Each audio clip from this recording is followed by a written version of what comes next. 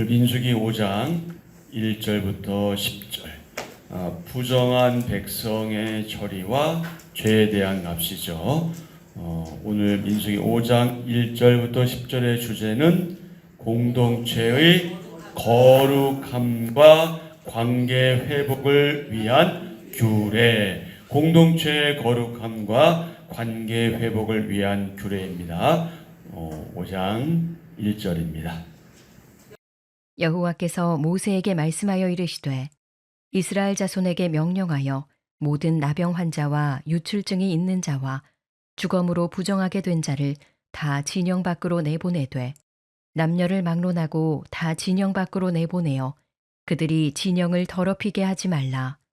내가 그 진영 가운데에 거하느니라 하시매 이스라엘 자손이 그같이 행하여 그들을 진영 밖으로 내보냈으니 곧 여호와께서 모세에게 이르신 대로 이스라엘 자손이 행하였더라. 여호와께서 모세에게 말씀하여 이르시되 이스라엘 자손에게 이르라. 남자나 여자나 사람들이 범하는 죄를 범하여 여호와께 거역함으로 죄를 지으면 그 지은 죄를 자복하고 그 죄값을 온전히 갚되 5분의 1을 더하여 그가 죄를 지었던 그 사람에게 돌려줄 것이요. 만일 죄값을 받을 만한 친척이 없으면 그 죄값을 여호와께 드려 제사장에게로 돌릴 것이니 이는 그를 위하여 속죄할 속죄의 순양과 함께 돌릴 것이니라.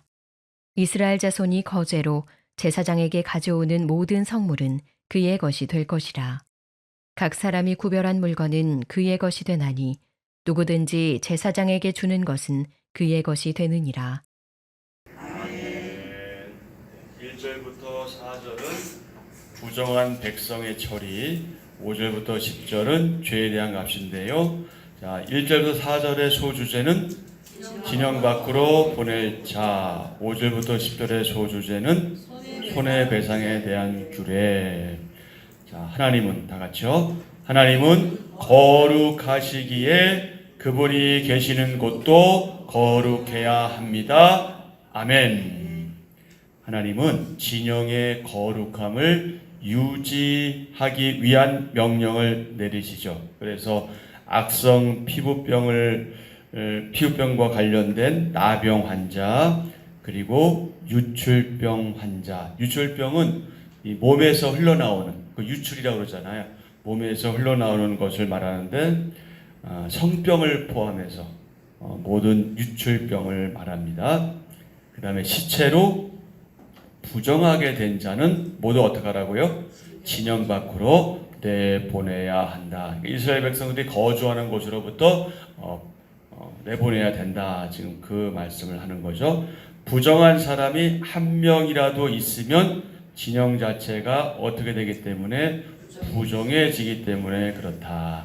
자, 2절 이스라엘 자손에게 명령하여 모든 나병 환자와 유출병이 있는 자와 주검으로 부정하게 된 자를 다 진영 밖으로 내보내되 남녀를 막론하고 다 진영 밖으로 내보내어 그들의 진영을 더럽히게 하지 말라. 내가 그 진영 가운데 거하느니라 하시매 이스라엘 자손이 그같이 행하여 그들을 진영 밖으로 내보냈으니 곧 여호와께서 모세에게 이르신 대로 이스라엘 자손이 행하였더라.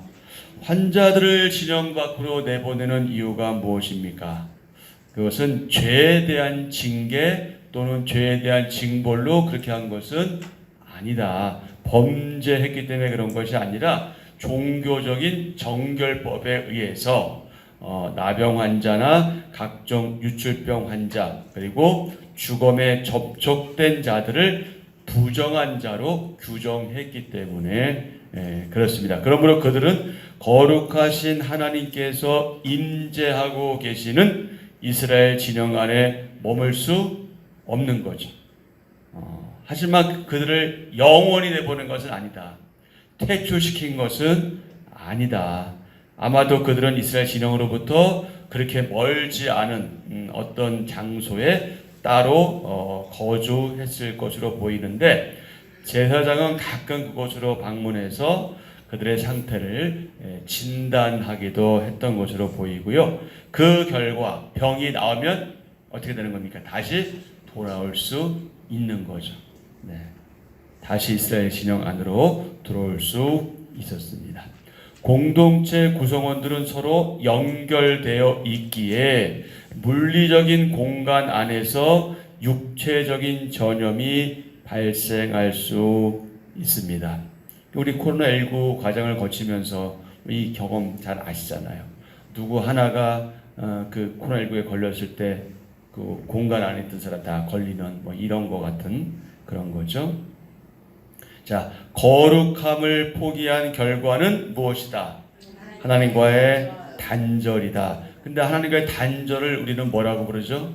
그것을 죽음이라고 부르는 거예요. 네. 하나님과의 단절은 너무 무서운 일입니다.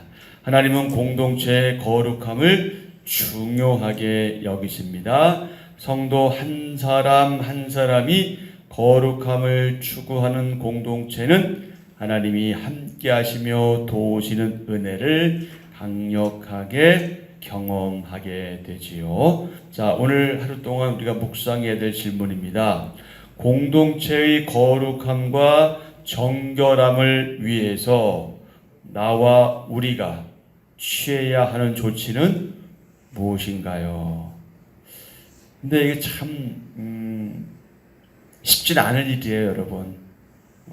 예를 들어 우리 가운데, 우리 지들 가운데 어떤 좀 거룩하지 않으니까 범죄했을 때 그 처리 방법이요, 그게 쉽지가 않아요, 현실적으로. 흔히 우리가 이해하는 것처럼 예를 들어서 어느 특정한 분이 범죄를 저질러서 징계를 해야 되는데 징계를 받아들여야 징계가 가능하지. 안 돼, 무슨 내가 징계를 받아. 이 교회 떠나면 그만이지. 이렇게 되면 참 곤란해지는 거거든. 그래서 교회에서 징계도 못하고 그런 쓴뿌리가 일어나도 그것에 대해서 처리를 하지 못하는 경우가 너무 많아요. 그리고 여기서 징계를 받아서 다른 교회로 옮겼는데, 지역교회로 옮겼는데 거기서 할렐루야 어서 오세요 하고 받아들이고 거기서 또 뭐 집사 직분을 주던 어떤 직분을 준단 말이지. 그런 징계 과정이 풀리지가 않았는데, 이게 지금 한국교회의 큰 문제점이에요. 오늘 우리에게 주신 말씀이 바로 이제 그런 것들이거든요. 그러니까 개인 스스로가 거룩함을 유지하지 않고 신앙을 유지하지 않을 때 우리 교회뿐만 아니라 우리 지역교회, 하나님의 모든 보편교회가 질서가 무너지는 거죠. 하나님 원하시는 일이 아닌데, 그래서 우리가 무엇을 바르게 알아야 합니까? 교회가 무엇인지를 바르게 알아야 돼요. 내가 누구인지, 내가 교회로서 어떤 존재인지, 어떻게 우리에게 주어진 인생을 살아가야 하는지는 명확한 이해와 믿음이 있어야 교회 공동체 내에서 내가 잘못했을 때 당신은 이러이러하기 때문에 징계를 받아야 됩니다 라고 했을 때 예, 제가 그렇게 하겠습니다, 그렇게 고백할 수 있고 순응할 수 있는 거예요. 근데 그게 안 되면 뭐 네가 뭔데, 목사 네가 뭐야, 뭐 이러면 할 말이 없잖아요. 이런 어려움들이 지금 이 현실 교회에 지금 놓여져 있어요. 근데 오늘 민수기가 우리에게 주는 말씀의 의미가 무엇인지를 우리는 기억할 필요가 있고요, 믿음으로 받아들여야 합니다. 그래서 공동체의 거룩함과 정결함을 위해서 내가 해야 될 일이 무엇인지 늘 우리가 묵상하면서 생각해 하고, 혹 나에게 좀 뭐랄까 좀 손해라고 그럴까요? 아니면 좀 창피한 수치스러운 일일 수도 있지만 그것에 대해서 내가 과감하게 아멘 할 수 있는, 예 제가 잘못했습니다 할 수 있는 그런 믿음의 용기도 우리 가운데 필요한 거죠. 자, 5절부터 10절은 손해배상에 대한 규례죠. 자, 다 같이요. 사람이 사람에게 지은 죄는 하나님께 지은 죄로 간주됩니다. 6절, 이스라엘 자손에게 이르라. 남자나 여자나 사람들이 범하는 죄를 범하면 누구께? 여호와께 거역함으로 죄를 지으면. 그러니까 여자나 사람들이 범하는 죄를 범하여 여호와께 어떻게 한다는 거예요? 그게 거역하게 되는 거라는 거예요. 거역함으로 죄를 지으면, 그렇게 말씀하고 있죠. 자, 사람은 누구의 형상대로 지음받았습니까? 하나님의 형상대로 지음받았죠. 하나님이 자기 형상, 곧 하나님의 형상대로 사람을 창조하시되, 그 다음에요, 남자와 여자로 창조하시고. 창세기 1장 27절이죠. 그런데 지금 동성애를 비롯한 이 성적으로 물러난 이 인간들이 제2의 성을 말하고 제3의 성을 말하고 지금 그러고 있잖아요. 남자와 여자 외에는 만드신 적이 없어요. 성은 오직 남성과 여성 외에는 없습니다. 여기서 하나님의 형상은 무엇입니까? 하나님은 형상이 없으셔요. 우리처럼 모습이 없으셔요. 하나님의 형상이라는 것은 하나님의 인격적인 특성, 우리 내면적인 것을 의미합니다. 자, 하나님은 죄 지은 사람, 범죄한 사람이 어떻게 하고 돌이키고 무엇을 받을 수 있는 길?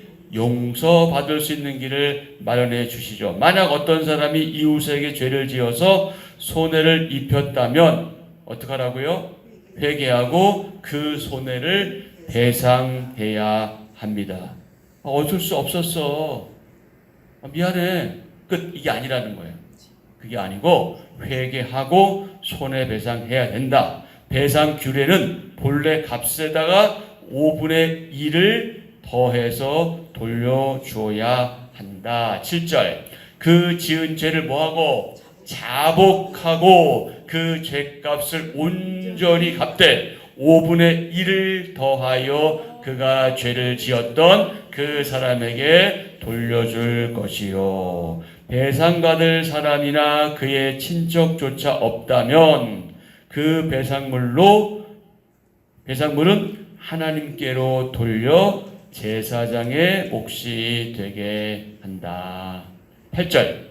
만일 죄값을 받을 만한 친척이 없으면 그 죄값을 여호와께 드려 제사장에게로 돌릴 것이니 이는 그를 위하여 속죄할 속죄의 순양과 함께 돌릴 것이니라. 9절이요. 이스라엘 자손이 거제로 제사장에게 가져오는 모든 선물은 그의 것이 될 것이다. 여기서 거제는 제사 의식 때 이렇게 손을 높이 들어서 거제, 말 그대로 거제, 제물을 높이 들었다가 내리는 동작을 말하는데요. 하나님께 바친 제물을 제사장이 다시 하나님께로 받는 것을 상징합니다. 자, 10절. 각 사람이 구별한 물건은 그의 것이 되나니 누구든지 제사장에게 주는 것은 그의 것이 되느니라. 자, 하나님 백성은요, 다 같이요. 하나님 백성은 서로 허물을 용서하고 화해함으로써 회복 공동체를 이루어야 합니다. 이웃에게 죄를 지었다면 진실하게 회개할 뿐만 아니라 진정성 있는 사과와 손해배상까지 해야 합니다. 그럴 때 관계 회복이 온전하게 이루어집니다. 아멘. 이 죄까지는 아닐지라도 혹 나의 말, 나의 행동이 우리 지체들에게 불편함을 줘서 그분이 내가 그 일 때문에 상처받았다, 내가 힘들다라고 할 때 뭐가 상처야? 이럴 게 아니라 좀 자신을 돌아보고 나 때문에 그렇다면 내가 그에게 가서 내가 사과할 수 있는 용기가 필요합니다. 이제 이것이 돼야 죄를 지었을 때 그 다음이 되지. 이것이 안 되는데 범죄했는데 가가지고 내가 잘못해서 용서해줘, 이게 되겠습니까? 그래서 우리의 관계라는 것은 사실은 여러분 아주 사소한 것에서 문제가 일어나는 거예요. 여러분 등산 하십니까? 등산할 때 산에 걸려 넘어진 사람 있어요? 우리 산에 걸려 넘어지지 않아요. 산은 너무 커. 그죠? 뭐에 걸려 넘어져요? 조그만 돌뿌리, 나무뿌리, 정말 넘어지지 않아야 될 그것에 걸려 넘어지거든요. 그러니까 우리 사소한 것 때문에 우리의 문제가 어려워질 수 있으니 우리 혹시라도 내가 내 말 때문에 내 행동 때문에 오해가 되거나 또 그것이 어떻게든 잘못돼가지고 상대방이 어려워진다면 가서 내가 지난번에 이런 일이 있었는데 내가 실수했다, 내가 잘못했다, 이렇게 할 수 있는 용기가 필요하다는 거예요. 그건 용기고 믿음이에요. 그게 있어야 그게 있어야 공동체가 회복될 수 있어요. 지금 우리 공동체 가운데도 알게 모르게 내가 상처를 받았다, 뭐 어쨌다, 뭐 이랬다, 저래서 이제 예배당에 안 나오는 분들이 계시면 저는 마음이 너무 아파요, 진짜. 올해 들어와서 벌써 안 나오는 분들이 몇 분이 계셔요. 너무 제가 마음이 아픕니다. 그래서 그런 것들에 대해서 우리가 오늘 말씀을 통해서 혹 내가 그런 일은 없는지 한번 되돌아보면서 주님께 기도하고, 주님, 제가 누구누구에게 혹시 잘못해서 그가 마음이 불편해서 예배당에 안 나오는 건 아닌가요? 그게 아닐지라도 생각해 보면서 내가 좀 사과할 수 있고 용서를 빌 수 있는 그 용기가 필요하다. 그게 돼야 관계 회복이 이루어지는 거고요. 근데 우리가 되게 사과하지 못하는 이유 중에 하나가 뭐냐면, 내가 손을 내밀었을 때 그쪽이 손을 내밀어주면 좋은데 그쪽이 안 받을까봐 사실 우리 그것 때문에 많이 못하거든. 그럴지라도 난 내일을 하면 되는 거예요. 그럼 나중에 책임은 나한테 없어. 난 했잖아. 나는 했는데 그쪽이 안 받은 거니까. 그리고 여러분, 소문은 금방 납니다. 금방 나기 때문에 나는 내 할 일을 하면 되는 거예요. 내가 먼저 손 내미는 용기가 저나 여러분에게 있기를 기대합니다. 자, 이웃에게 손해를 입혔을 때 나는 어떻게 행동하나요? 그리고 나는 어떻게 관계를 회복하나요? 오늘 하루 동안 깊이 묵상하시면 좋겠습니다. 자, 우리 한번 같이 하시죠. 내 앞에서 깨끗하라. 누구 앞에서? 하나님 앞에서 깨끗하라. 이스라엘의 진영 배치라든지 행군 순서라든지 레위 지파의 직무가 회막을 중심으로 하고 있다는 사실은요, 하나님의 함께하심, 하나님의 임재하심이 바로 이스라엘의 중심인 것을 의미하죠. 제가 몇 분에게 카톡으로 진영 배치도를 보내드렸는데 바로 그것을 얘기하는 거예요. 하나님의 임재가 이스라엘의 중심이다. 하나님의 임재가 지속되려면 이스라엘 백성들이 무엇을 유지해야 한다? 성결함을 유지해야 한다. 거룩함을 유지해야 한다. 왜요? 하나님이 거룩한 분이시기 때문에 그렇다. 그래서 누구 앞에서 깨끗하라? 하나님 앞에서 깨끗하라. 자, 죄를 해결하는 방법이 있습니다. 죄는 반드시 대가가 따르는데, 자, 죄를 해결하는 방법 세 가지. 첫 번째, 죄를 뭐 해야 됩니까? 자복해야 됩니다. 자복해야 합니다. 두 번째, 대가를 어떻게 해야 돼요? 지불해야 됩니다. 셋째, 어떻게든 반드시 지불해야 됩니다. 첫 번째가 뭐라고요? 죄를 자복하고 대가를 지불하고, 세 번째, 어떻게든 반드시 꼭 지불해야 한다. 여러분, 우리 용서란 말에 얼마나 익숙해요? 용서. 하지만 실제로 상대방을 용서하고 관계를 회복하는 일에는 또 우리가 얼마나 서툽니까? 우리는 용서를 아무 대가 없이 행하는 걸 생각하는데요, 그렇지 않습니다. 죄는 항상 대가가 따른다는 것을 여러분 잊지 마십시오. 어떤 경우에도 우리는 이 용서라는 것을 이용해서는 안 됩니다. 예수님이 77번씩이라도 용서라고 그랬잖아. 그럼 너는 날 용서해. 그러면서 자기는 용서하지 않아. 얼마나 이게 웃긴 일이에요. 대충 넘어가서도 안 됩니다. 하나님과 사람 앞에서 죄를 철저하게 자복해야 하고 피해자에게 합당한 보상을 해야 합니다. 하나님께뿐만 아니라 사람들에게도 인정받는 용서는 진심으로 대가를 지불하는 용서입니다. 자, 한 절 묵상입니다. 죄는 하나님과의 분리를 가져옵니다. 하나님이 주시는 은혜와 긍휼과 평강으로부터 우리를 멀어지게 합니다.